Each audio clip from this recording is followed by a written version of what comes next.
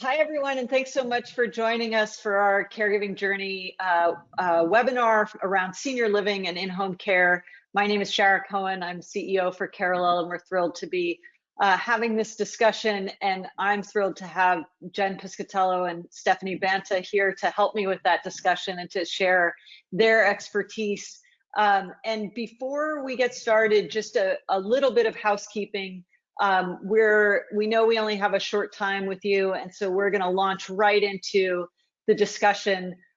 If you have any questions along the way that you would like to submit, please feel free to do so in the questions function or in the chat, and I will do my best to get those inserted into our discussion. If we can't get to everyone, we will follow up with you individually with answers.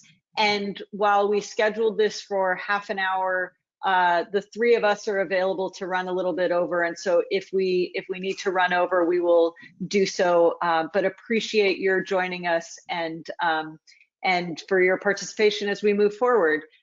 For those of you who are less familiar with Carallel, we are a caregiver support solution. And what that means is that we are endeavoring to help those of you out there who are helping loved ones through health challenges, aging processes, the sort of wide variety of caregiving that happens out in the world. And those can be big questions that people face, like housing and in-home care. It can be day-to-day tasks around picking up groceries and helping with housework for a loved one.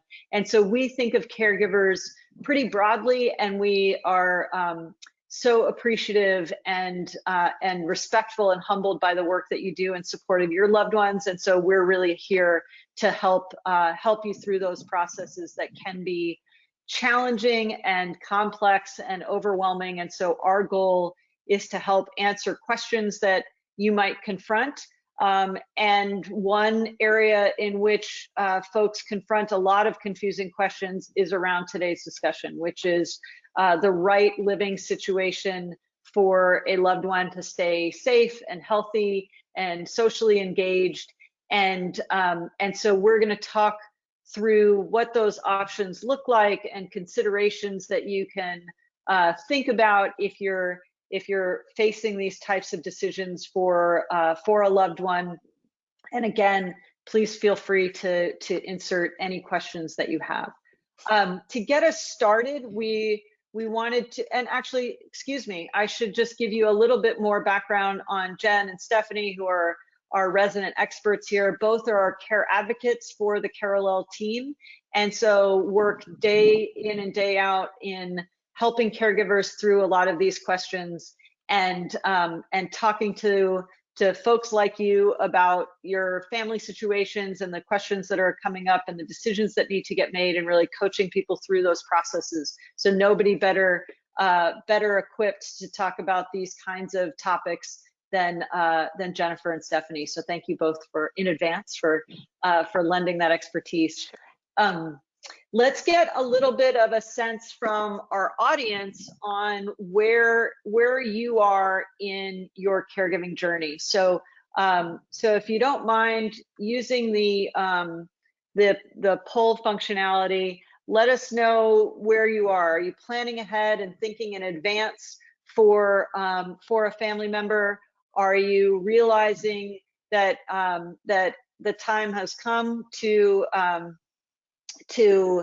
think about the right living situation? Or are you maybe in that time of realizing that you thought you'd answered that question and circumstances have changed and it's time to reassess? So I'll give it just a couple of moments.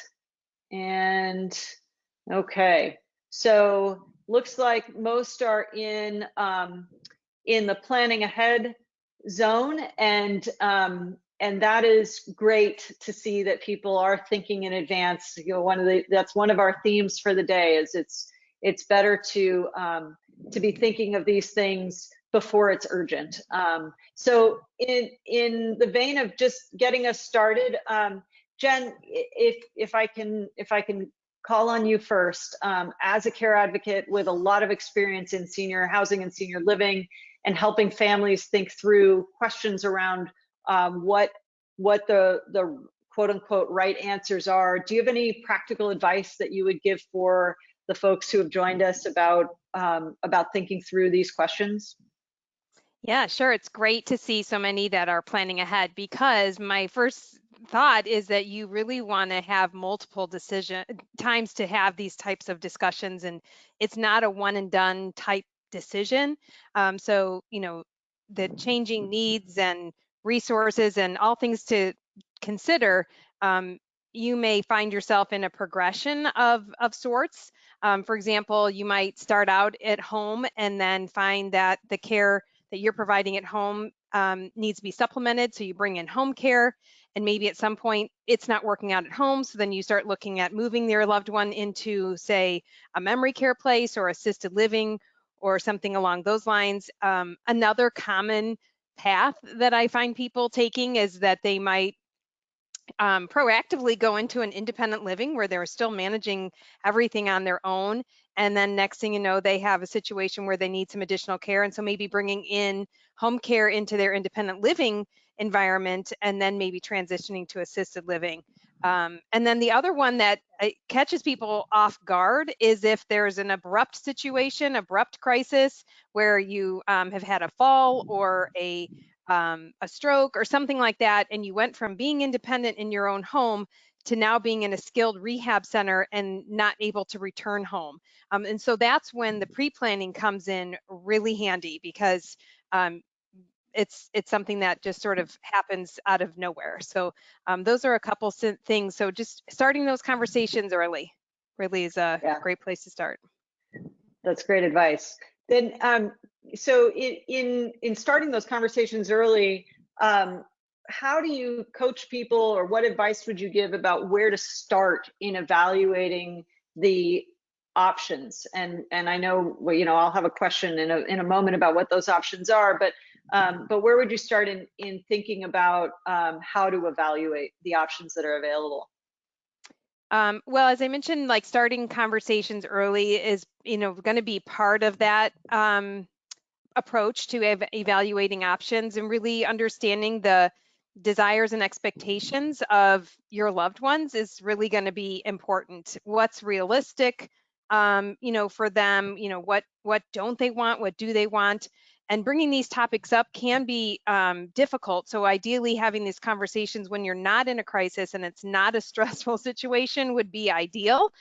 Sometimes branching off of a story, maybe of a mutual friend or a neighbor or another family member or coworker who's maybe going through this situation, like, hey, mom, let me tell you about this. And that's kind of a nice, easy way into a conversation, because what you really want to do is evaluate, what they financially have done to plan for this time in their lives. Can they afford home care? Can they afford senior living?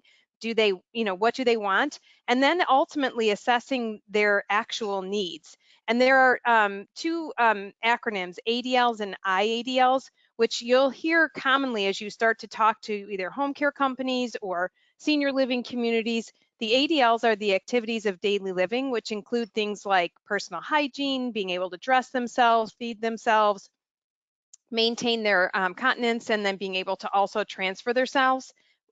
And the IADLs, that incorporates all the other things, the instrumental activities of daily living, basic communication, handling transportation, the actual preparation and shopping for meals, housework, managing medications, handling their finances. Some of those things kind of get lost in the shuffle sometimes, but those, both the ADLs and IADLs, and understanding what their needs and assessing that is definitely part of that evaluation process. And these are the same sort of tools, as I mentioned, that others will be using. So it's a great idea to be familiar with what the ADLs are and what your loved ones might need. Yeah, thank you. So Stephanie, this one's going to come at you, but just to give a little bit of context here, decisions about where there's a lot of attention to aging in place, or our our individual preferences of how to live as we age.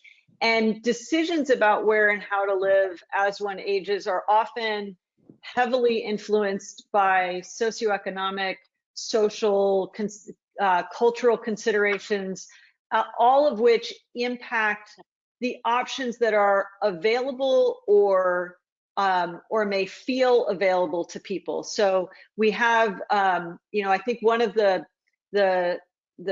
positive things that has come out of topics that's come out of the pandemic have been a lot more discussion around health equity and the social determinants of health, and how our culture, our background, our neighborhoods impact our options. So what are important considerations or sensitivities that should be considered when people are looking at factors, and how does that impact the advice and guidance that you might give as a care advocate? Good question. I would say, to start, as a caregiver, you are the person who knows your loved one best. And so you know best what they need to feel comfortable and safe wherever they're living. So the choice is not just a matter of where their physical needs can be met, but where they can truly feel at home. And so a key part of your role is to advocate for your loved one and help to find solutions that meet their physical, emotional, and social needs. So your loved one's situation and your relationship with them will impact how you do this. So you may have a loved one who's able to make their own decisions, and then you can help by asking questions, listening carefully to the answers, and then by doing research to provide your loved one with information about their options. Or your loved one may not be able to make their own decisions and may be depending on you, perhaps together with other family members, to do that for them.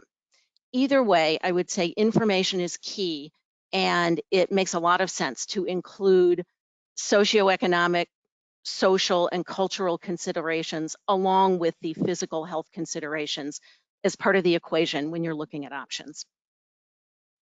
Yeah, it's so important to start from the context that a family, I would imagine you can disagree if you do, but so much is about starting from the context of where a family is, or what their perspective is, right? There isn't a one size fits all, and so thinking through how to handle individual preference or individual considerations is so important. And maybe along with that, I'll ask you this. I've seen statistics that over 90% of people want to age in place, and believe that the home that they are in, and when we think about seniors, that the home that they are in is the home that they will always live in, and to put a finer point on it, is the home that they will die in. And many expect to do that. So this desire is likely influenced by a lot of factors: the desire for independence, the comfort, the maybe some perceptions about what communal living would look like, or supported living would look like. Can you share with us some strategies to maximize a loved one's ability to age in place? Sure. So I would start with safety. The CDC tells us that falls are the leading cause of injury and death in adults over the age of 65. And you might be surprised, they're a bigger cause of death than diseases like cancer and heart disease. So first, look at making the home safe. And this can include getting rid of trip hazards like flooring with different heights, loose carpeting or rugs, getting rid of stuff stacked up on the stairs or any loose or uneven steps. And even thinking ahead, if you have a multi-story home and your loved one's bedroom is up on the second floor, you might start thinking about a time down the road when you might want them to be living entirely on the first floor and not being on the steps. So is there a room that could be converted to a bedroom if need be? You're also going to want to look at furniture that you have to walk around. Can you move that closer to the wall so that it's not a trip hazard? Lamp or extension cords that stick out that you can tuck away. Clearly, the bathroom and the kitchen are particular areas to pay attention to. In the bathroom, you may want to add grab bars. You'll want to make sure that you have non-slip mats or self-adhesive strips in the bottom of the tub or the shower.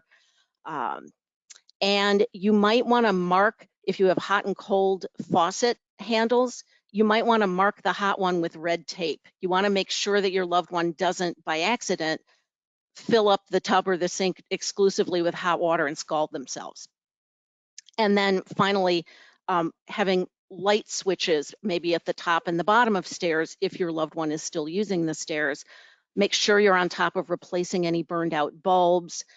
Make sure there's a light that's within easy reach of their bed. That will all help them to stay safe. Then secondly, I would say building a circle of care is really important if your loved one is trying to age in place. It's almost impossible for one person to be there 24/7. So think of a team approach and building your team. So your loved one's team can include a variety of family members, friends, neighbors, if you have fellow members of a faith community or civic organizations. Family members who live further away may be able to pitch in by handling finances, doing research, or just calling and sending cards regularly. And your care team can include professional caregivers who come into your home or adult daycare programs in your community. So if you don't already have a care team, think about starting to build one. And then there's managing social isolation. One of the hardest aspects of aging can be losing old friends and losing siblings. And it can be easy for seniors who've experienced this kind of loss to kind of close into themselves. Maybe they'll stop doing activities they enjoy because a friend they did them with is no longer able to participate. So encourage your loved ones to keep engaged with others. It not only gives them a better quality of life, it actually helps them to extend their lives. So there may be a program at a local senior center or a park district they can try. They might make new friends. And if you have a faith community, make sure they can stay connected to that community. So those are things you can do for your loved one. Then there are also some things to think about for yourself as a caregiver if you're trying to help your loved one age in place. One is you got to be able to take care of yourself because caregiving is a long-term process and it can take a toll. So it's important for the main caregiver, whoever that may be, to take care of themselves too. This isn't easy, but think about respite care. So you can take a break periodically for at least a few days. Maybe a family member who lives further away can come into town and sub for you for a few days. There are also professional in-home caregivers and senior living communities that provide respite care for short periods of time. And then finally, day-to-day self-care. We often help caregivers to find ways to care for themselves and manage the stress of day-to-day. We ask them to think about what makes them feel calm and cared for. This is different for everyone, but it could include breathing exercises, meditation, regular walks outdoors, a call or a visit with a close friend, or just sipping a cup of tea or coffee or having a bath. If you take a minute to think about what makes you feel calm and centered and keep that list in your head and try to do that even for 5 minutes, when you get up in the morning, if you know there's a moment during the day when you're going to have that sense of calm, it can help you get through the day. And that way, when you've got 10 minutes of downtime, maybe you're going for a walk and listening to the birds instead of looking at your phone. Not that there's anything wrong with looking at your phone, but try each of those activities and think about how you feel after you do them. I will also share a tip that a very wise friend had, who set up his phone with an alarm that goes off every several hours. And that's when he just stops and takes a few deep breaths. That can make a big difference. Support groups are also really wonderful for caregivers. And then finally, I'd say there are many of them, and you will find them a great benefit and a way to reduce stress and make you feel less alone. And then finally, don't forget your own health, your own doctor appointments, your own keeping your medication prescriptions filled, etc. Your health matters too. That perhaps gives me a good excuse to plug next month's webinar about preventative care, both for loved ones and caregivers. But notwithstanding the overall overwhelming choice to age in place, and living outside the home is an option chosen or needed by many. There is a pretty wide variety out there, and I know it can be confusing and overwhelming of knowing where to look. We do have a handout which you can access in the right-hand panel to just kind of give an overview of what the housing options are. But Stephanie, can you give us sort of a brief overview of those terms and terminology? Sure. This can be very confusing when it's all new to you. So we'll just run through from the most independent to the sort of highest level of care. So it starts with independent living. This is for seniors who are still healthy and want to be near other people their age, but live in their own apartment or their own townhouse, and they are able to take care of themselves. Now, they may be able to take advantage of community programs like optionally eating in the dining room instead of cooking in their kitchen.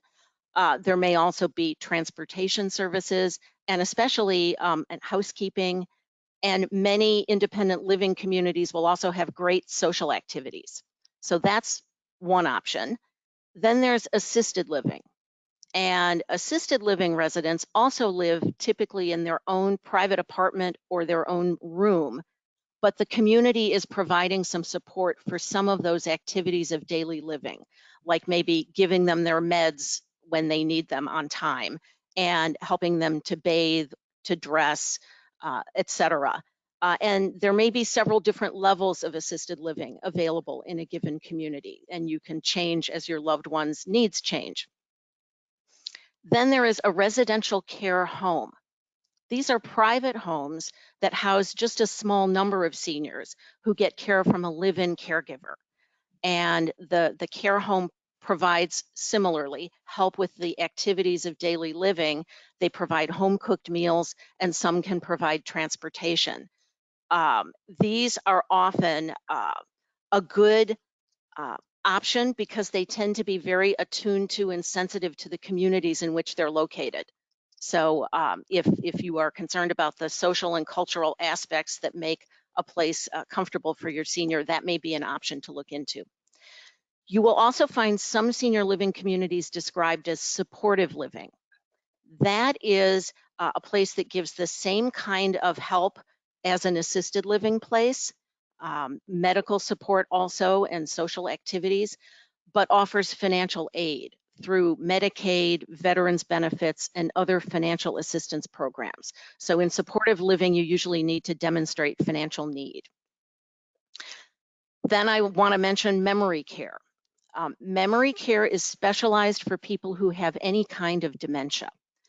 Many assisted living communities and skilled nursing facilities may have a designated floor or wing specifically for memory care.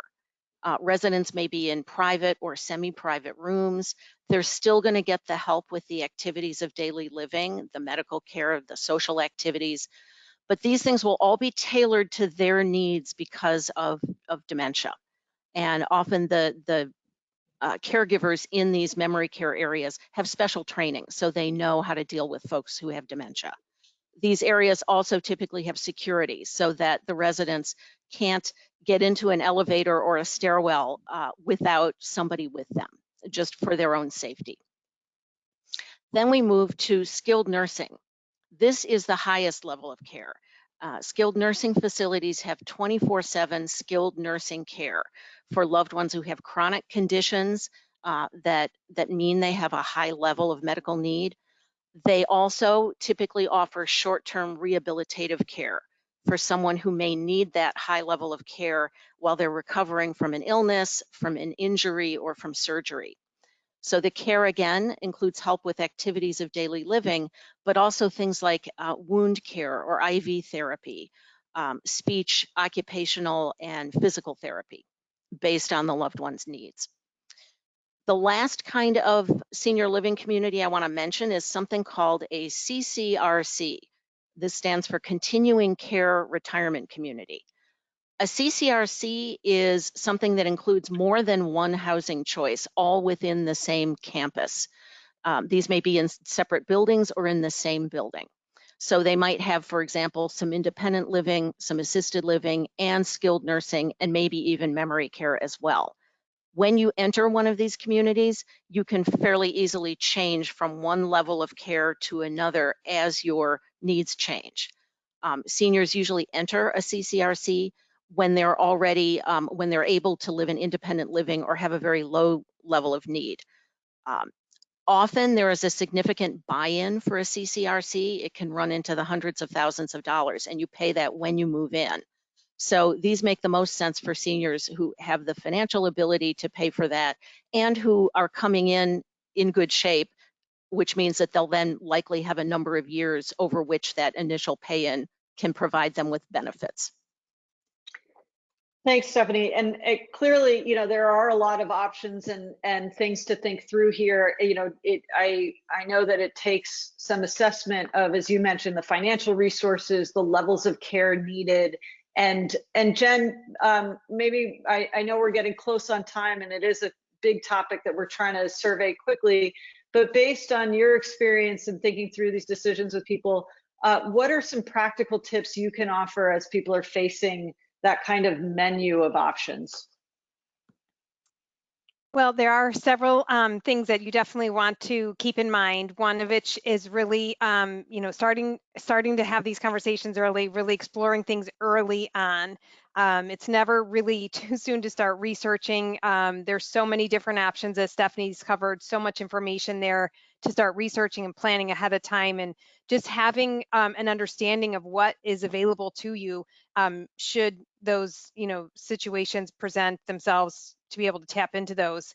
And then creating really a village of people that are there to support you and work through all the nuances of caring for a loved one. So think about, as Stephanie mentioned, close friends, faith community friends, your medical team, whether that's doctors or other caregivers, care managers, things like that, that can help you, as well as support groups and even, other hospital social work departments, things like that, that can support everybody that's involved. And then I guess one last tip would just be aware of what is in your area, what programs, what services can your loved ones be tapping into, so that you can take full advantage of those if they're eligible. Great, thank you. So let me try to, I know we're running up on our half hour, and but we have gotten some questions, and so maybe we can take a couple minutes to run through what we're hearing from those who've joined us. And Jen, maybe I'll throw this one to you. When people are looking at facilities, so the question that has come up is about knowing that it's time for their mom to move into a senior living facility, and trying to figure out what's right for their family and for their mom. And so as oftentimes I hear you talk about this question of what to look for and how to evaluate the right community. So maybe can you talk a little bit about how you would coach someone who's looking for a place for an aging parent? Yeah, I certainly can. I love doing this personally, actually, but there are definitely my top things to consider would be first to check the website of the organization or company that you're considering. There's lots of information there, and can be very telling in terms of like what resources and support, what levels of care, all kinds of different information on the management company. Are they profit, non-for-profit, things of that nature. So wealth of information on the website. And then secondly, if you really want to understand the culture of the community that you might be considering, or even the home care agency, is to go to their social media outlets, like a Facebook page. How active is it? How involved are the associates, the family members of the residents, and things like that, and really get an idea of the cultural fit for your loved one there. If it's all marketing materials and promotion of events and you don't really see much interaction, you may reconsider. Maybe that's not, you're not able to really get a sense of the culture. But there's reviews are another great insight to what's going on in a community. And you can find reviews on Facebook as well, but also using Google to read the reviews and see, are they getting a 5-star from 1 or 2 people, or are they getting a 5-star from 100 people? So reading the reviews and kind of just looking at what's all there and how the management company responds to those reviews. And it's also good conversation for you to bring up, like what, when you meet with management or other staff members, to ask questions based on the reviews that you read, and being able to really explore some of those things when you go in for a visit, which is another really important thing. Make sure you do visit a community setting and really get a feel for all that's going on. Using all your senses is sort of my go-to for that. But I guess the last thing would be financial consideration. Again, hopefully you've had some of those conversations early on about how your family members have financially planned, but understand whether it's a buy-in or a rental or month to month, are there deposits, move-in fees, what extra costs, what's included, what's not included. So all those things to consider when you're thinking about the finance aspect as well. Sounds good. Thank you. So I've got a couple more questions. I know we're at time. If we're losing anybody due to that, please fill out the survey that you're going to get, because that definitely informs how we move, how we schedule and the topics that we schedule for discussion. So plug in for that and grab the handouts, which talk about some of the things that Stephanie and Jen have talked about. But I'm going to keep going with the questions. So here's a question. Does Medicare cover in-home care or home modifications? What resources are there to assist financially with someone in the home? Do either one of you want to grab that? I can grab that. It's a really good question. Medicare, many people are surprised to hear that Medicare does not pay for sort of assistance with the activities of daily living or senior living per se. Medicare will pay for the things that come under the heading of medical assistance. So if your loved one's doctor says they have had an injury and they need physical therapy, Medicare might pay for the physical therapist to come in for a stated period of time for that injury. But if it is simply that your loved one is getting older and needs more help with daily living, Medicare does not pay for that. In terms of financial assistance for home modifications, that can also be difficult to find. There are some localities that may have programs that might help you, and so a good place to look would be look at your local Department on Aging or your local area agency on aging, which you can find at www.n4a.org. If there is a program, typically you would need to demonstrate financial aid, but it can be quite difficult. Although if your loved one happens to be a military veteran, that is another place to look on the Veterans Affairs website. But I will tell you, in general, it's difficult to get any kind of financial assistance for home modifications. Medicare will pay for things that your loved one needs, such as a wheelchair, a walker, if they get to a point where they may need a special bed. Those are things that if your loved one's doctor orders them, can be paid by Medicare. Thank you. These things are complicated. Oh, here's one that I feel like I could have written. What if my dad doesn't want to move, but I know they should? And in case my dad watches this, I didn't mean it, Dad, but Um,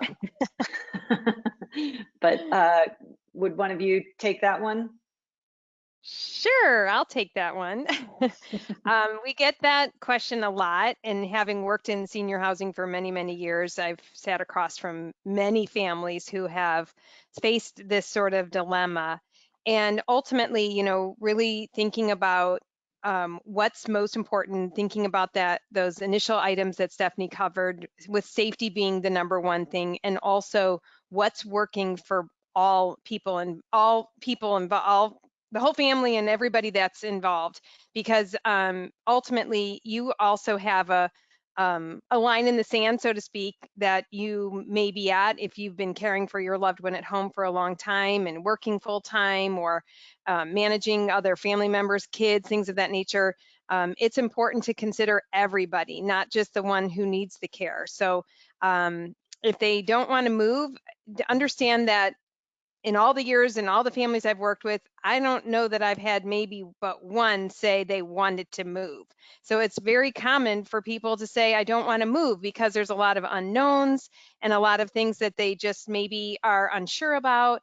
And so really having some of those conversations, exploring things, really kind of trying to put yourself in their shoes and sort of address areas that may be really, nerve-wracking for them or concerning for them. But again, starting those conversations early, understanding where those hurdles are, and knowing that this is something that is very, very common, and you just need to sort of work through some of those things, and know that ultimately their safety and well-being and your safety and well-being are what's most important. Thanks, Jen. And maybe that's a good stopping point for us. We have a couple more, but we'll make sure to respond to people individually. Want to thank everybody for attending, and just a couple reminders that the handouts that were mentioned are available for download. There will be a survey if you want to suggest future topics that we can explore for caregivers. Happy to do so. Really appreciate everyone's attention and attendance, and hope that this was valuable and helpful to you in your own caregiving journey. And we will see you next time. Thanks so much.